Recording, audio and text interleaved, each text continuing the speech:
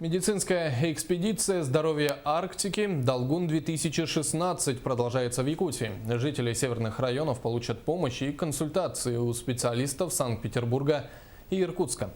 Они уже успели побывать в Ивено-Бытантайском районе, где между делом посетили праздник оленеводов на Алтенке. Лена Старостина продолжит.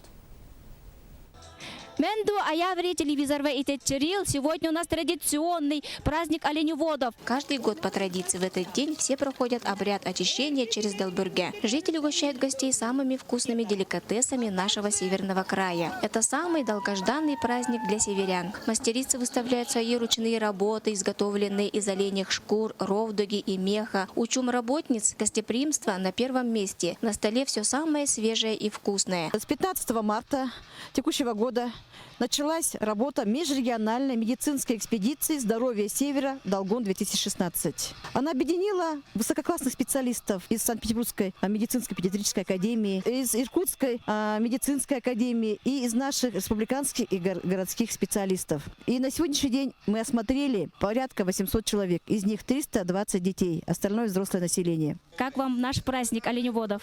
Ваш праздник очень хорошо сложился с нашей экспедицией. И наши гости действительно впервые участвуют на данном празднике, и они под большим впечатлением. Самый главный этап – это гонки. С каждым годом участников становится все больше. В гонках разные дистанции, на упряжках и верхом соревнуются и женщины, и дети. Комбинированная эстафета, где участвуют только молодые, должны пробежать сначала верхом на оленях с арканом, потом метают аркан до первого попадания и в конце должны пробежать на оленях упряжках до финиша. Наши гости, побывав первый раз на таком празднике, узнали о традициях и обычаях и о многом новом. Прекрасно, масса впечатлений, очень надолго. Я везу кучу фотографий и думаю, уже представляю, как я буду рассказывать. Ну а заканчивается праздник хороводным танцем «Хеди», который означает дружбу, солнце и радость встречи весны. Лена Старостина, НВК Саха, Ивено-Бытантайский улус.